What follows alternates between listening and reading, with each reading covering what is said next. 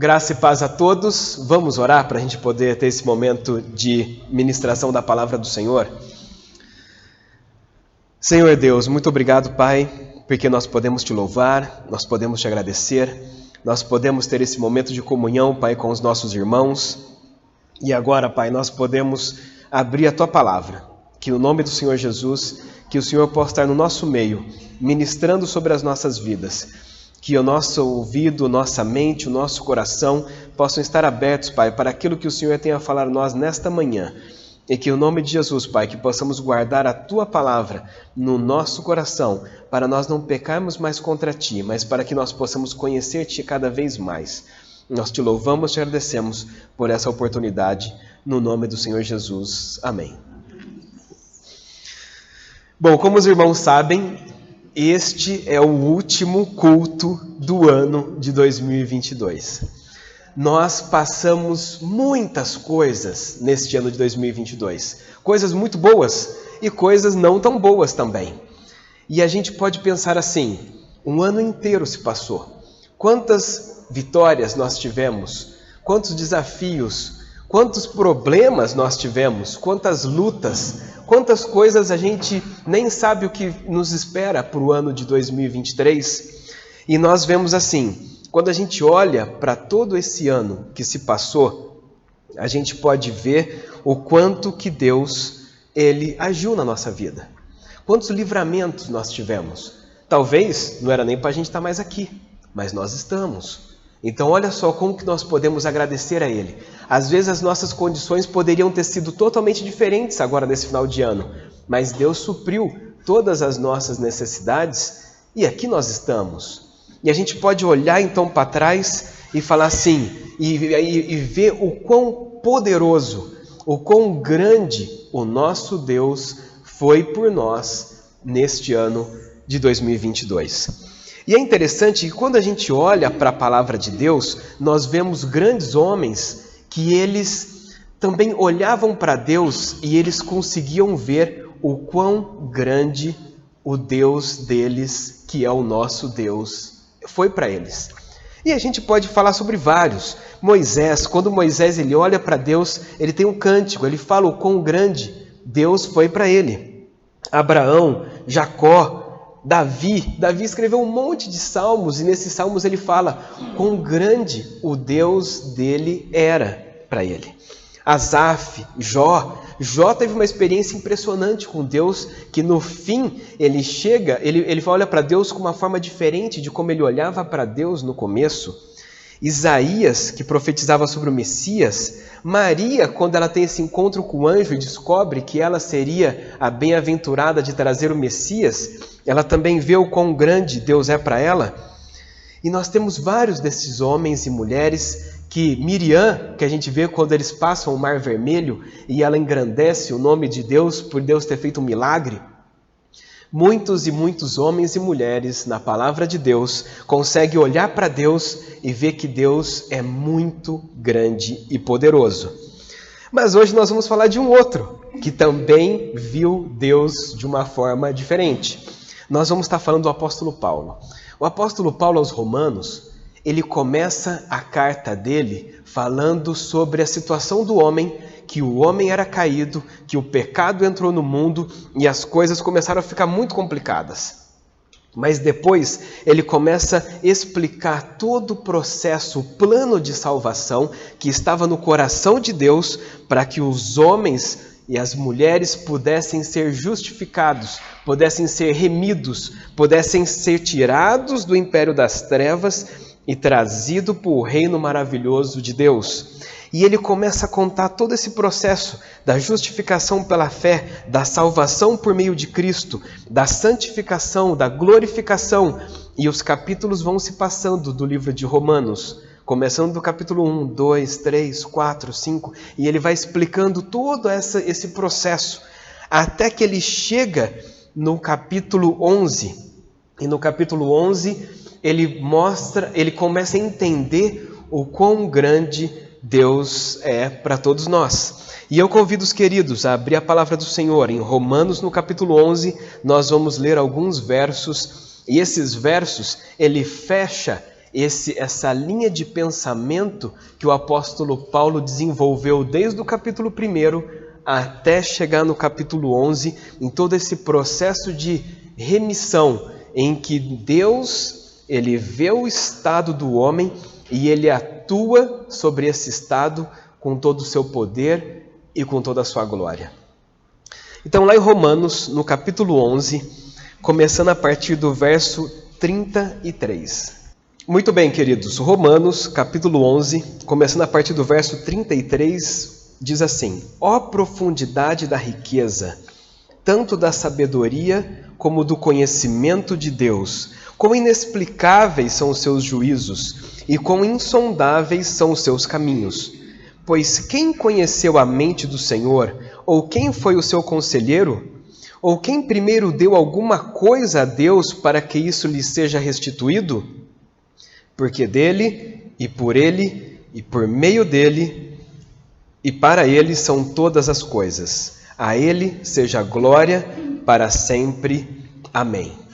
Nós vemos que o apóstolo Paulo aqui, quando ele fecha essa linha toda de pensamento que ele estava tendo, e ele começa então a ver o quão grande Deus é para todos nós.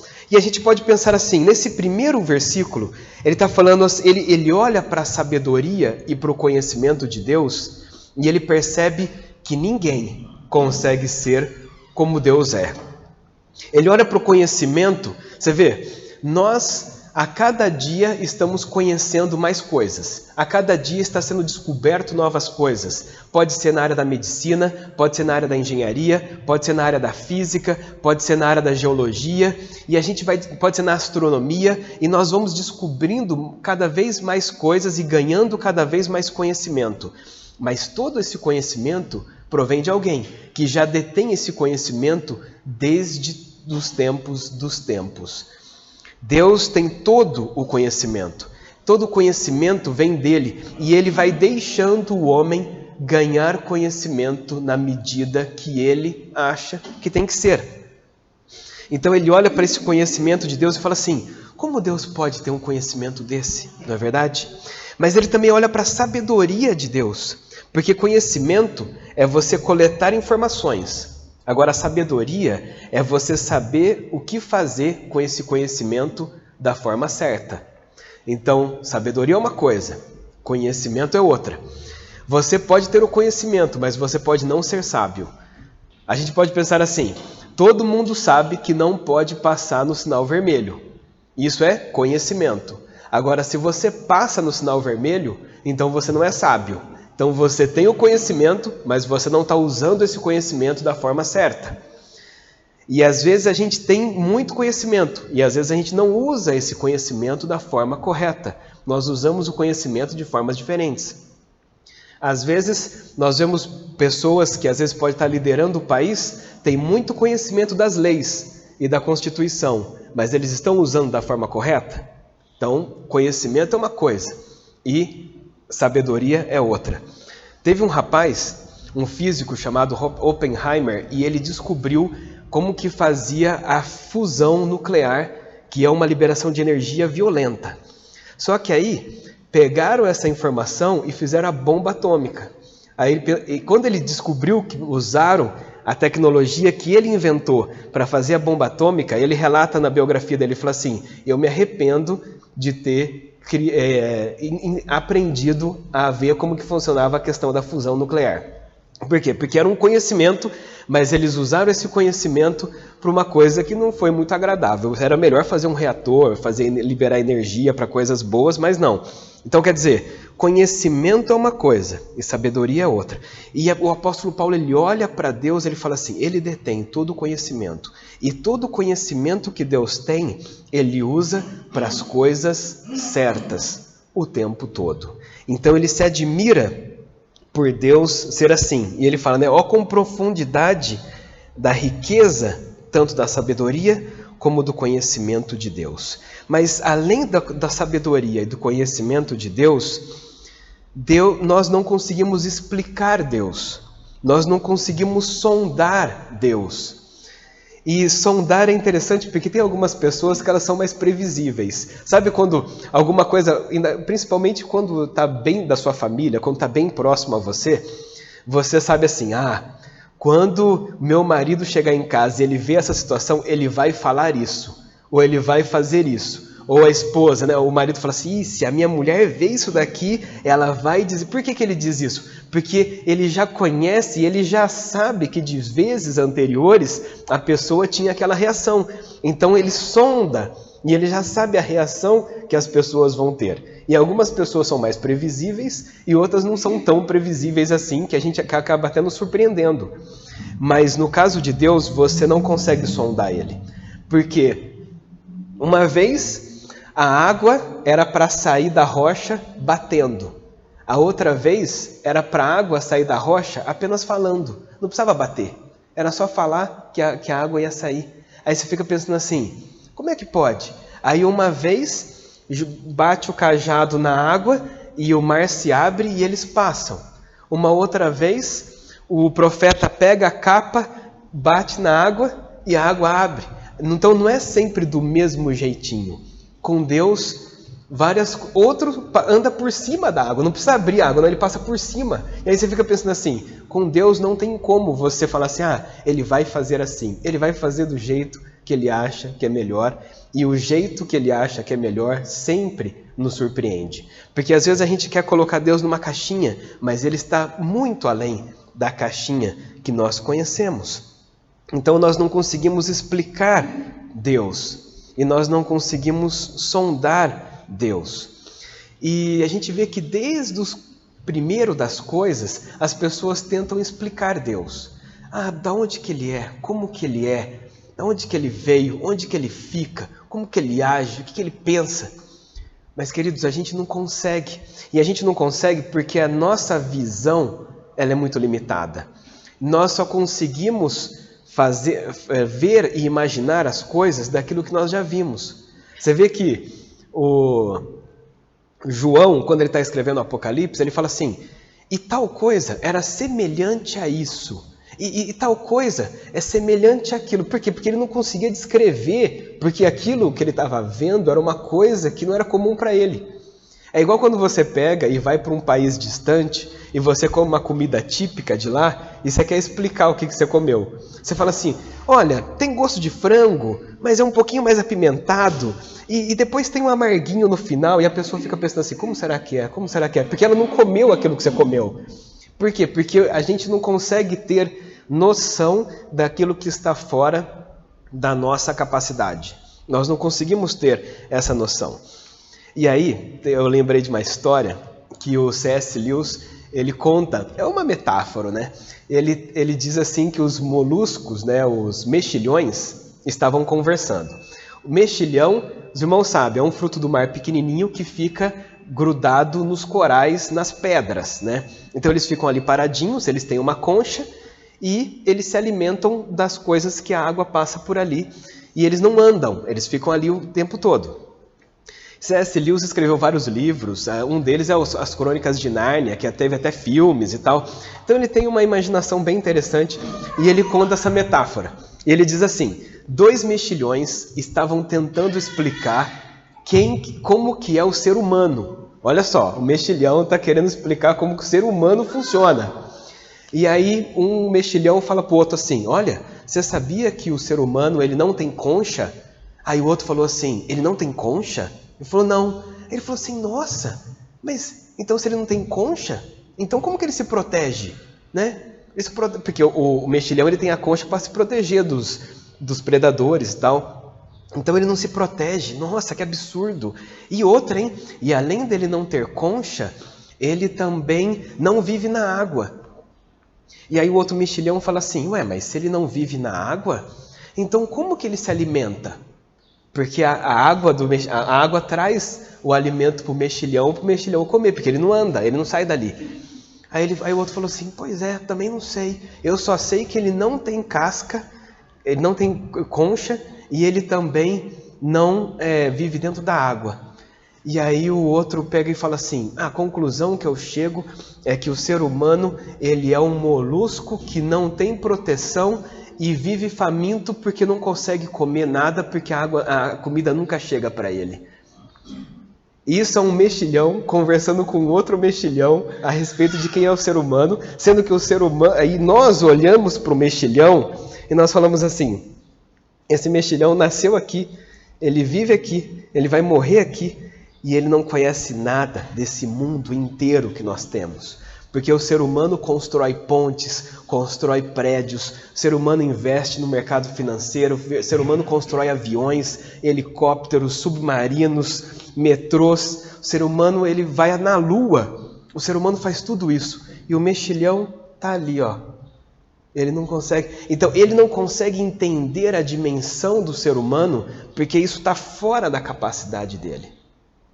Só que da mesma forma nós estamos fora da nossa capacidade, nós tentarmos entender quem Deus é.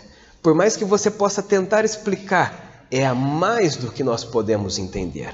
Então por isso que é inexplicável os juízos de Deus e insondáveis os seus caminhos. Em Isaías 55, aquele texto que todos nós conhecemos, ele diz assim, Isaías 55, 8 e 9, porque os meus pensamentos, diz o Senhor, não são os vossos pensamentos, nem os vossos caminhos os meus caminhos, diz o Senhor. Porque assim como os céus são mais altos do que a terra, assim são os meus caminhos mais altos do que os vossos caminhos, e os meus pensamentos mais altos do que os vossos pensamentos. Então Deus é como se Deus fosse o homem e nós fôssemos mexilhões, e ele olhasse e falasse assim: olha, vocês não sabem o que vocês estão falando, porque os meus caminhos são muito mais altos, melhores e maiores do que os de vocês. E aí então, depois que o apóstolo Paulo percebe todo o conhecimento, toda a sabedoria, e que nós não conseguimos explicar e nem sondar quem Deus é para nós, de tão grande que Ele é, ele faz algumas perguntas, e ele diz assim: quem conheceu a mente do Senhor? Você vê, Deus criou todas as coisas, e não tinha ninguém ali para falar assim: coloca esse negócio um pouquinho mais para cá, não, pinta de verde em vez de pintar de azul, não tinha ninguém ali. Ele foi fazendo, e ele não precisou de ninguém para que todas as coisas pudessem acontecer. Por quê? Porque ninguém conheceu a mente dele, porque ele é o que conhece todas as coisas, ele é antes de todas as coisas que acontecesse. Deus nunca aprendeu nada conosco, porque nós que aprendemos as coisas com ele. Então, olha só como é diferente a situação que acontece conosco. Ninguém pode chegar para Deus e falar assim: o senhor tem certeza que é isso mesmo? Porque eu achava que o senhor tinha que fazer assim. E eu acho que Deus deve olhar para a gente e falar assim: tá, mas já parou? Quantas vezes a gente fala assim, né? Senhor, eu estou aqui orando para o senhor, porque o senhor precisa fazer isso, e depois o senhor também precisa fazer isso daqui, precisa fazer isso daqui. E eu acho que Deus deve olhar para a gente e falar assim: puxa vida, né? Eu acho que ele não me conhece direito. Eu acho que ele não sabe do que eu sou capaz, e aquilo que ele está falando, eu já sei há muito tempo atrás. É igual quando às vezes as crianças estão explicando alguma coisa para a gente, de uma coisa que a gente já sabe como é que funciona, não é? Aí você fica pensando assim: já sabemos disso. E o apóstolo Paulo, no capítulo 9, ele diz assim: quem és tu, ó homem, para discutirem com Deus? Porventura pode o objeto perguntar a quem o fez: por que o Senhor me fizeste assim? Ou então não tem o oleiro direito sobre o próprio barro? O oleiro está fazendo e o barro fala assim: não, me faz um pouquinho mais arredondado. Não, é o oleiro que vai definir como que o vaso vai ser feito. Mas além de nós não conhecermos a mente de Deus, ele continua perguntando assim: quem foi o seu conselheiro? Sabe que ninguém foi conselheiro de Deus. Deus não precisou pedir conselho para que ele pudesse tomar as decisões que ele tomou. Nós precisamos. Às vezes a gente quer fazer uma coisa que a gente não está acostumado, e fala assim: e aí, o que você acha que eu posso fazer? Vou para cá, e você? O que você acha? E a gente pergunta para as outras pessoas para saber. E a palavra diz que na multidão de conselhos há sabedoria. Então isso é bom, mas isso é bom para nós, não se aplica para Deus. E você vê que em Isaías, quando ele está profetizando sobre o Messias, ele fala assim: e o seu nome será Maravilhoso Conselheiro, Deus Forte, Pai da Eternidade e Príncipe da Paz. Ele é o maravilhoso conselheiro. Ele é quem aconselha. Ele não precisa receber isso, mas ele dá isso para cada um de nós. Em Isaías também ele continua, capítulo 40, verso 13 e 14, ele diz assim: quem entendeu o Espírito do Senhor, ou o instruiu com o seu conselho, a quem o Senhor consultou para iluminá-lo e a quem ele ensinou o caminho certo? Quem foi que lhe ensinou o conhecimento ou mostrou o caminho da compreensão? Ninguém fez isso para Deus, porque é Deus que faz todas essas coisas para nós. E essa última pergunta que Paulo faz é: ou quem deu alguma coisa para Deus para que Deus tivesse que devolver depois? Não é? A gente pode pensar assim, ninguém pode cobrar Deus de alguma coisa, mas é Deus que cobra de nós, porque foi Deus que fez todas as coisas para nós. Deus que nos dá saúde, Deus que nos dá inteligência, Deus que nos dá o conhecimento, Deus que nos dá esse raciocínio, Deus que nos deu todos os membros do nosso corpo perfeito para que nós pudéssemos fazer as coisas. Ele nos dá todas essas coisas. Então Ele pode nos cobrar obediência, Ele pode nos cobrar retidão, Ele pode nos cobrar para que nós possamos viver para Ele com amor e com gratidão por tudo aquilo que Ele faz. Mas quem somos nós para cobrarmos alguma coisa de Deus? Não é verdade? Então nós vemos que quando nós olhamos para a sabedoria, para o conhecimento de Deus, e quando nós olhamos que nós não conseguimos sondar o que passa na cabeça dele, e quando nós podemos ver que a gente não consegue pensar da forma como Deus pensa, nós olhamos para essas perguntas e nós falamos assim: realmente nós somos bem pequenininhos, perto do tamanho tão grande do nosso Deus.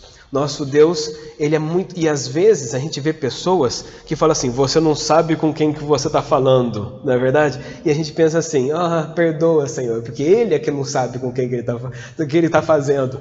Porque funciona assim: às vezes as pessoas começam a se achar muita coisa. Às vezes as pessoas começam a se achar muito grandes, porque eu fiz mestrado nisso, fiz doutorado naquilo, fiz pós-doutorado não sei o que lá, ou eu sou o gerente da empresa tal, ou eu sou o CEO da companhia não sei o que, e a gente começa a achar que nós somos muita coisa. Mas quando nós olhamos para o tamanho de Deus, a gente começa a perceber o nosso tamanho. Mas para que a gente possa ter uma ideia do tamanho de Deus e o tamanho nosso, eu trouxe uma ilustração para a gente poder pensar e ver o quanto que o nosso Deus é grande e o quanto que nós dependemos e precisamos dele. Os irmãos sabem que eu gosto muito da física, eu me formei em física, então os físicos eles gostam de desvendar as forças da natureza, de entender e de fazer quantizar e tentar entender como que as coisas funcionam. Então, tentar explicar o mundo da forma como a natureza age e as coisas do universo. Os físicos gostam muito disso, eu também gosto muito de fazer isso. E a gente vai pensar no seguinte: imagina só, quando nós olhamos para nós, a gente pega e eu gosto muito de ir para lugares de montanhas. Então eu vejo uma montanha e eu falo assim: eu quero escalar aquela montanha. E aí eu escalo aquela montanha, gosto sim dessas cidades que tem os topos das montanhas nas cidades, e aí eu gosto de sentar lá em cima, e aí eu olho aquela imensidão, e eu falo assim: nossa, como a terra é grande, né? Só que aí quando eu pego o avião, e eu ando lá em cima, e aí lá de cima eu olho e eu falo assim: nossa, mas como a terra é grande. Mas aí quando eu olho para uma foto dessa, eu falo assim: nossa, como a terra é pequena. Porque a Terra, se vocês estiverem acompanhando aí comigo, a Terra é esse aqui, ó. E aí quando você olha o tamanho da Terra para o tamanho do Sol, você fala assim: a Terra é bem pequenininha. Olha o tamanho do Júpiter, olha o tamanho de Saturno, olha o tamanho do Netuno. Mas a Terra é pequena perto do Sol. Mas quando a gente olha de cima da montanha, ou quando a gente olha de cima do avião, a gente acha que a Terra é enorme. Mas aí quando a gente olha para fora da Terra, a gente vê que a Terra é pequena, perto do Sol. E aí você pode pensar assim: então o Sol é que é grande. Então o Sol é muito grande e a Terra que é pequena. Mas aí a gente vai fazer uma comparação do Sol. Existem vários sóis. O Sol é o centro da nossa galáxia, mas existem milhões e milhões de galáxias. E se você for olhar para essa foto ela diz o seguinte: sabe onde que está o Sol aqui? O Sol está aqui, ó. Não sei se vocês conseguem ver, mas esse aqui é o Sol. É um pixel dessa foto. Porque existem sóis, o Sirius é maior, olha o Actarus como é maior, olha o Rigel. Agora, olha o tamanho de Antares. Antares é o maior Sol que as pessoas conhecem, que nós conhecemos. Olha o tamanho dele para o tamanho do pixel do nosso Sol. Essa estrela é gigantesca, perto do tamanho do Sol, que nós já achamos que o Sol é muito gigante. E a gente fica pensando assim: agora, se essa estrela é desse tamanho, que é muito maior do que o Sol, e o Sol é muito maior do que a Terra, e nós somos só um tiquinho nessa Terra enorme, a gente já começa a perceber o quão pequeno nós somos e o quão grande as coisas que Deus fez são grandes. E a gente pode pensar assim: quando a gente olha para todas essas coisas, a gente pensa, mas não são só esses sóis. Existem um monte de sóis, um monte de galáxias, e todas essas coisas acontecem e a gente não vê daqui. A gente olha para o céu e a gente fala assim: ah, que bacana. Mas a gente fica pensando assim: tudo isso foi Deus que fez. Em Hebreus 1, ele diz que Deus sustenta todo o universo só com a palavra dele. Então Deus fala assim: faça essas coisas, e essas coisas acontecem. E sabe o que é mais impressionante? Que em volta de cada um desses pontos luminosos existem um monte de planetas girando, e em volta desses planetas existem um monte de luas girando. Então tem luas, tem planetas, tem os sóis, e tem todas essas coisas, e todas essas coisas estão girando o tempo inteiro, e nenhum bate no outro. Aí você fica pensando assim: ninguém bate em nada aqui. Todas essas coisas funcionam e funcionam perfeitamente. Nada bate em nada. E a gente vê o trânsito de Campinas, quantos carros batem no outro carro de Campinas, e a gente vê assim, é o tempo inteiro um carro batido. E a gente está falando de quantos carros? Sei lá, não chega a dar 1 milhão de carros. Agora, quantos planetas e sóis e luas existem? E nenhum deles bate um no outro, porque Deus sustenta tudo isso só com o poder da palavra dele. Olha que impressionante. E a gente pode olhar para isso e falar assim: cadê eu?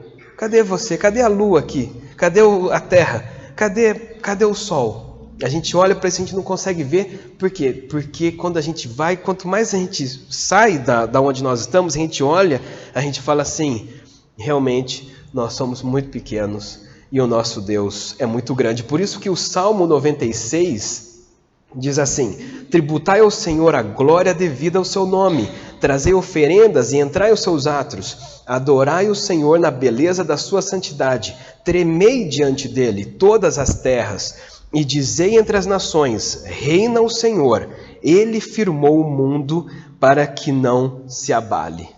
Deus fez isso. Ele fez o mundo e ele fez todo o universo, e todas essas coisas são perfeitas. E aí e quando a gente olha para tudo isso, como que a gente conclui? Bom, a gente conclui de que Deus é a origem de todas as coisas. Tudo veio dele. Todas as coisas veio dele. E a gente pode pensar assim: nada daquilo que a gente pôde criar, nós criamos do nada. Nós sempre usamos...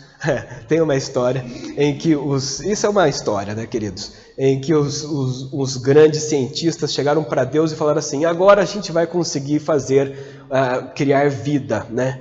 Aí Deus falou assim: ah, então muito bem. Aí eles vão pegar o barro assim para fazer. Deus fala assim: não, esse barro aí é meu. Você tem que procurar uma coisa que você crie para você poder, porque esse barro também é meu. Essa água que você vai usar também é minha. Ou seja, Deus fez todas essas coisas. E a origem de todas as coisas vem dele. Deus é completamente autossuficiente. Ele é o que é. Quando Moisés fala assim: Senhor, eu vou lá falar com o povo, eu vou falar o quê? E aí Deus fala assim, diga que eu sou, porque ninguém é. Nós estamos, mas Deus é. Porque estar, eu estou aqui hoje, posso não estar amanhã. Eu estou como responsável por essa igreja hoje, posso não estar amanhã. Eu estou trabalhando para o governo hoje, posso não estar trabalhando amanhã. Eu posso estar com conhecimento e estar inteiro, estar com saúde hoje, amanhã eu posso não estar. Então nós estamos, mas Deus é. Então Deus não muda, Ele é o que Ele é. E Ele diz isso, né? Diz que o eu sou é que manda você. E Jesus uma vez disse isso, né? Quando... Eu gosto muito daquela história. Quando o pessoal está conversando com Jesus, Jesus fala assim, não, mas se vocês conhecessem Abraão, se vocês fossem filhos de Abraão, vocês me conheceriam, tal, né? E aí eles falam assim, mas o senhor não tem nem 40 anos, como que você pode falar que conheceu Abraão? Ele falou assim, então, mas antes que Abraão existisse, aí ele diz a palavra que Deus... Nossa, ele fala assim, eu sou. E aí o pessoal fala assim, não, ninguém pode falar isso. Mas Jesus podia falar isso porque Jesus é Deus. E ele usa o mesmo termo, por quê? Porque Jesus é Deus e Deus é autossuficiente. Todas as coisas para ele. Ele criou tudo. E ninguém poderia ter sugerido nada para ele. Por quê? Porque não tinha ninguém ali para sugerir. Ele é que criou todas as coisas. E Deus, ele é o sustentador de todas as coisas. Tudo existe por meio dele. Então, olha só, é através dele é que são todas as coisas que existem. Então, não é que Deus criou as coisas, virou as costas e foi fazer alguma outra coisa que ele achou mais interessante.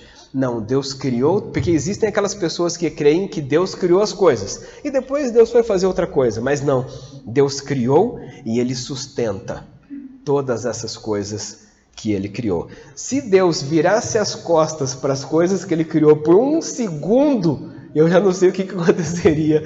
Porque se um segundo que Deus fala assim, não quero mais saber disso, a gente fica pensando, o que seria de nós? O que seria do universo se Deus não continuasse sustentando todas essas coisas? Nós vemos que em João 1, verso 3 diz assim, por meio dele todas as coisas foram feitas, sem ele nada do que foi feito se foi feito. Tudo veio pela onipotência de Deus. Deus, ele pode todas as coisas. Ele simplesmente falou e as coisas aconteceram. Mas Deus, ele é o objetivo de todas as coisas. Tudo é para ele. Nós vemos assim, ele criou todas essas coisas para a glória dele. Nós fomos criados para a glória dele. E todos os animais, toda a natureza, tudo, nós olhamos para essas coisas e nós temos que dar glória para quem? Para Deus, por Deus ter feito todas essas coisas. Porque ele é o centro de todas essas coisas. Não somos nós, ele é o centro. E às vezes a gente vê, houve uma era na história em que eles começaram a tirar Deus do centro e começou a colocar o homem no centro. Quando chegou aquele tempo do iluminismo e essas coisas, começou a dizer que o homem é que era o detentor do conhecimento, que o homem é que sabia como que as coisas funcionavam. E aí eles começaram a tirar Deus do centro e começar a colocar no homem. Isso foi muito errado. E isso foi muito complicado. Por quê? Porque quando você tira de Deus aquilo que é dele, as coisas começam a ficar complicadas para a gente. E aí a gente pode pensar assim, quando a gente então percebe que a origem é de Deus, ele é o sustentador e ele é o objetivo, para tudo é para ele, nós pensamos assim, onde é que nós entramos nisso tudo? Onde que nós entramos nisso, não é? Bom, aí queridos, se a gente for olhar para Davi, ele era pastor de ovelhas. Esse céu bonito aqui, ó. Imagina, hoje a gente não consegue ver isso em Campinas, porque Campinas fica iluminado durante a noite toda. Mas uma vez eu e a minha irmã pegamos um barco no meio do nada, lá na Amazônia, e a gente ficou a gente estava no barco no meio do rio da Amazonas, assim. E aí escureceu. Quando escureceu, queridos, apareceu um céu parecido com esse daqui, assim, ó. Mas um monte de... E eu e ela, nós gostamos bastante de olhar as estrelas. E a gente ficou olhando aquele céu assim, falou assim, gente, porque não tinha luz nenhuma. Era um breu, só tinha o farolzão do barco que estava levando a gente para fazer um evento de jovens lá do outro lado do rio. E a gente estava ali assim, mas Davi, ele quando chegava de noite, não devia ter nenhuma luz acesa, na época de Davi, porque não tinha luz, né? E aí ele devia olhar para cima assim, e aí ele diz um salmo. Sabe que salmo que é? Salmo 8.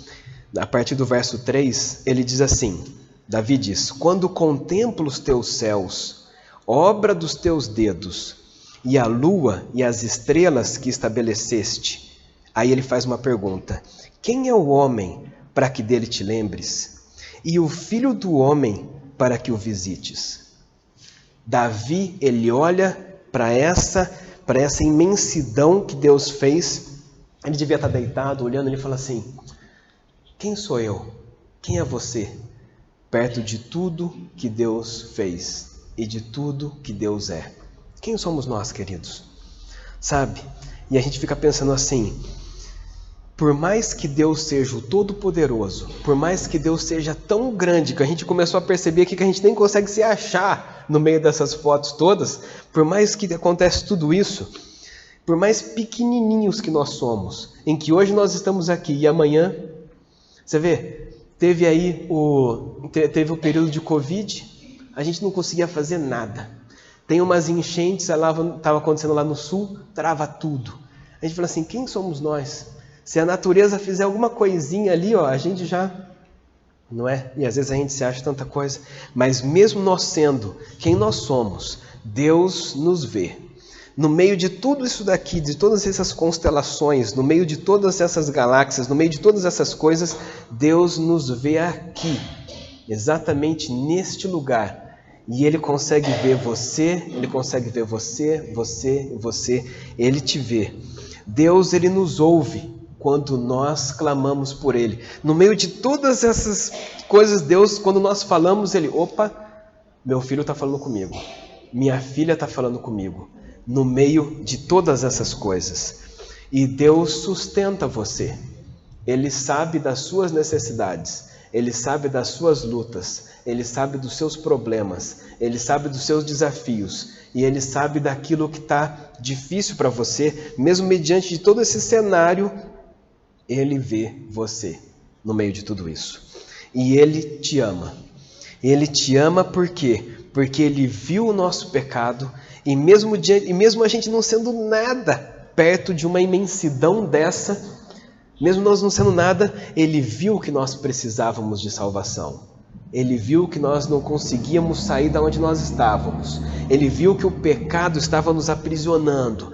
E Ele viu que a gente nunca iria conseguir sair dali. E aí quando Ele vê todas essas coisas, Ele vem até nós para poder fazer a gente ter vida de novo. Já parou para pensar nisso, queridos? É impressionante. Eu fico pensando assim, quando eu olho para um negócio desse, eu falo assim, cara, eu não mereço nada. Nós não somos nada.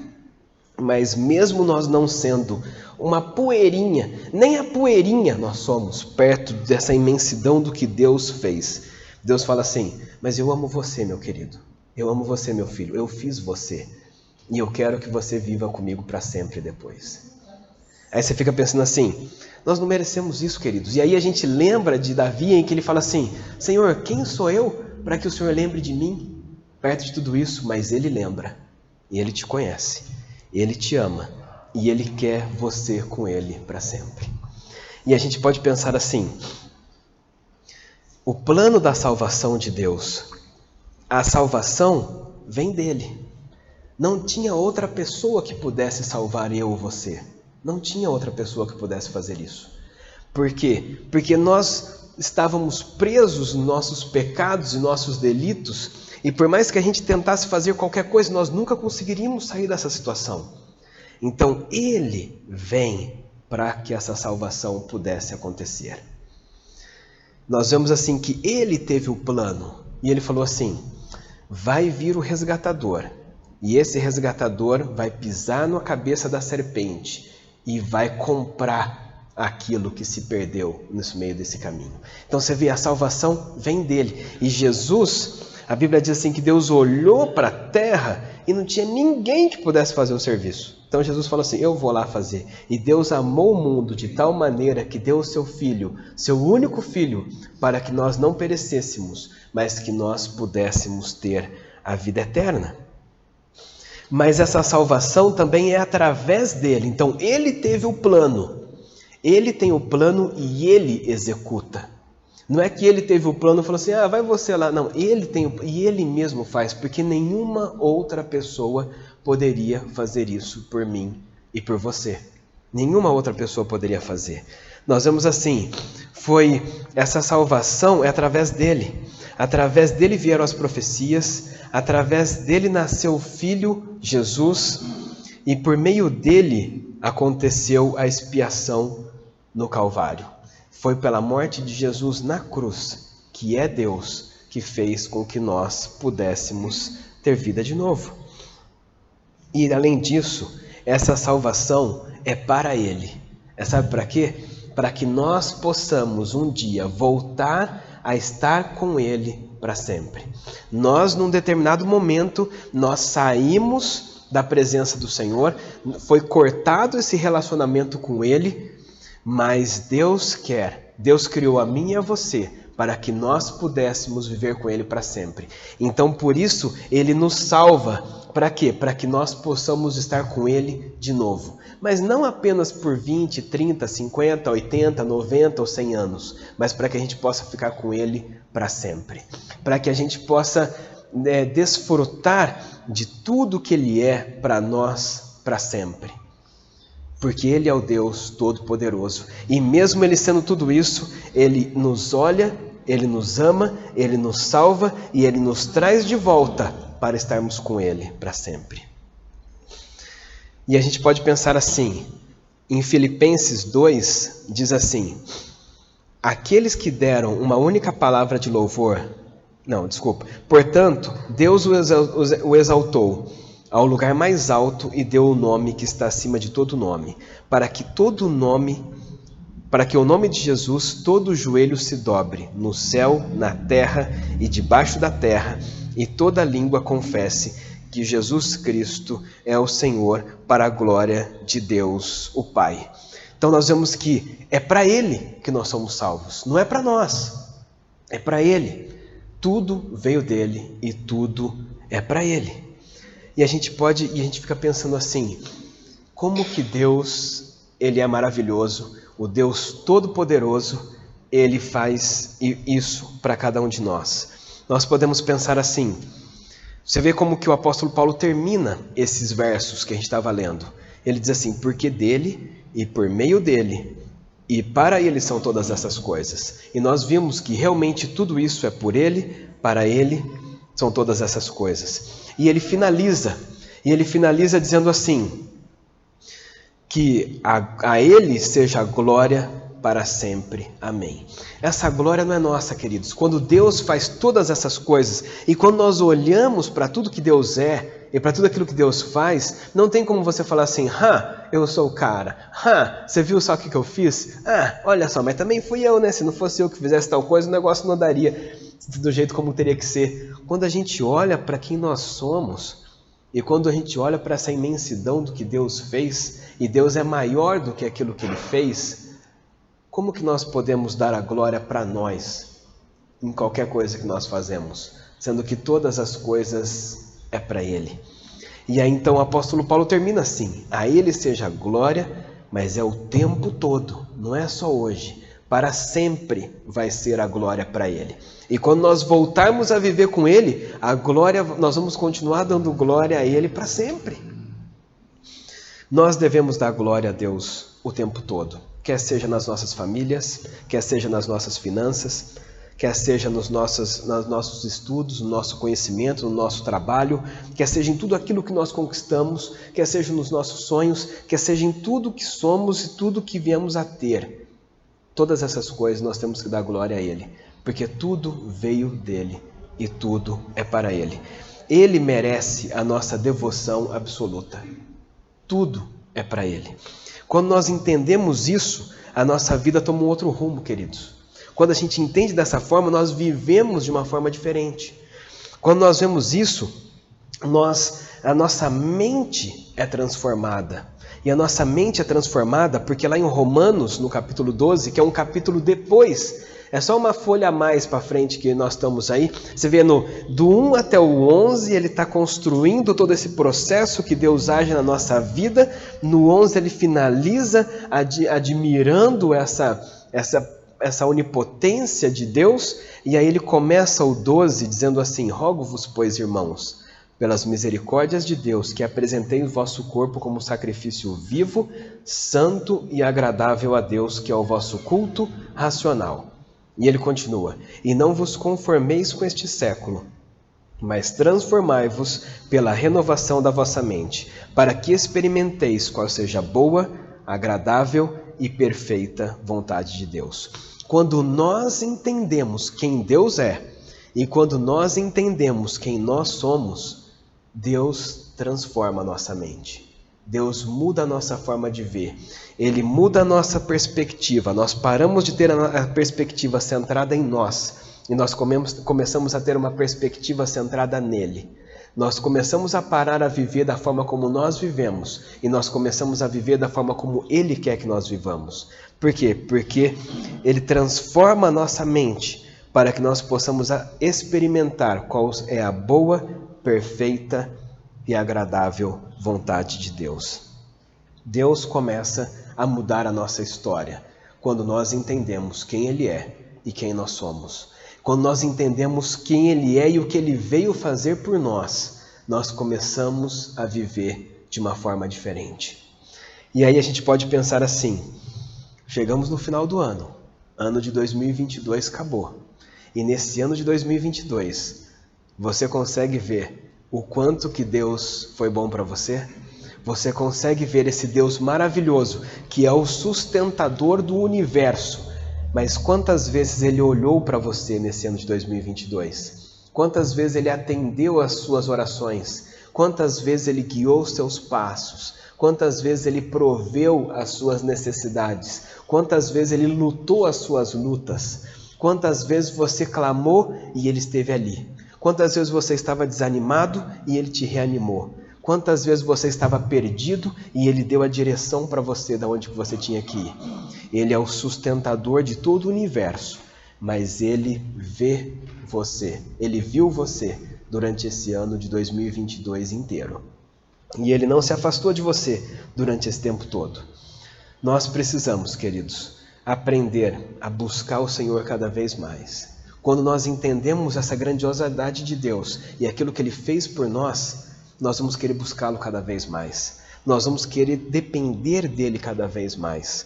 Nós vamos querer confiar nesse Deus Todo-Poderoso por saber quem Ele é. E às vezes a gente fala assim: eu nem vou orar porque é uma doença tão perigosa, né? Será que Deus vai curar? Ou então, Senhor, eu estou precisando de tal coisa, mas será que Deus poderia fazer isso? Queridos, quando a gente olha para quem nós somos perto dessa imensidão que Deus fez, e Ele sustenta todas essas coisas, ou seja, Ele é maior do que tudo isso. E até hoje não conseguiram, já mandaram sondas para vários lugares, nunca conseguiu a sonda chegar no fim, porque na verdade não acharam o fim de todas as coisas que Deus construiu. Até hoje não chegaram. Chegou uma hora que a sonda perdeu o contato, porque começou a ficar tão longe que eles não conseguiam mais receber o sinal da onde essa sonda estava. E já havia passado milhares e milhares de trilhões de quilômetros e ainda não chegou no final. Você fica pensando assim: um Deus que criou todas essas coisas, Ele não consegue resolver ou fazer alguma coisa que Ele queira fazer em nós? Não é verdade? Que nós possamos colocar no centro da nossa vida o que Deus é para nós. Que não sejamos nós, mas que seja Deus em nós. Que nós possamos olhar para o nosso passado, não apenas 2022, mas os anos anteriores, e falar assim: grandes coisas tem feito o Senhor por nós, e por isso nós somos alegres. E a gente pode, porque às vezes a gente pode pensar assim: não, nesse ano de 2022 aconteceu isso de errado, aconteceu isso de ruim, tudo bem, mas e quantas coisas Deus fez? E será que nessas coisas ruins que aconteceram, o que nós podemos aprender com cada uma dessas coisas? O que será que foi possível aprender com isso? Deus, ele sempre nos ensina, e ele sempre quer nos... E os ensinamentos, às vezes, podem ser de formas que nós não queremos, mas ele sempre está cuidando, ele sempre está direcionando, ele sempre está provendo, ele sempre está nos sustentando o tempo todo da forma dele. E para terminar, eu termino com um verso de Judas. Judas é um livro que a gente não lê muito, mas o fim de Judas, o texto é muito bonito, ele diz assim: ao Senhor Deus, que é poderoso para evitar que vocês tropecem e que pode apresentá-los irrepreensíveis diante da sua glória, com grande alegria, a este, que é o único Deus, nosso Salvador, mediante Jesus Cristo, Senhor nosso, seja a glória, a majestade, o poder, a autoridade, antes de todas as eras, agora e por toda a eternidade. Amém. Que isso seja o que nós possamos entender de Deus, para que nós possamos viver para Ele por toda a eternidade. Amém, queridos? Vamos orar? Senhor Deus, muito obrigado, Pai, porque o Senhor é um Deus tremendo. Quando nós olhamos para a grandeza do Senhor, nós pensamos: Senhor, quem somos nós para que o Senhor possa se lembrar de nós? Mas o Senhor nos vê, o Senhor nos ouve, o Senhor nos ama, e o Senhor deixou a sua glória para poder vir aqui nessa terra, morrer na cruz por nós, para que nós pudéssemos ter vida. Nós somos eternamente gratos a Ti, Pai, porque nós não merecemos nada do Senhor. Nós devemos toda a nossa vida a Ti, mas o Senhor nos ama incondicionalmente. E o Senhor, que é o Deus Todo-Poderoso, Criador do Universo, o Senhor nos vê onde quer que nós estamos. O Senhor nos ouve, o Senhor nos atende de acordo com a Tua vontade. E nós somos eternamente gratos a Ti, Deus, por isso. Que no nome de Jesus, que nós possamos, a partir de hoje, entender quem realmente nós somos e quem realmente o Senhor é e o quão grande o Senhor é na nossa vida. E que possamos ser gratos a Ti em todo o tempo, por tudo que o Senhor tem sido e por tudo que o Senhor tem feito na nossa vida. No nome do Senhor Jesus. Amém.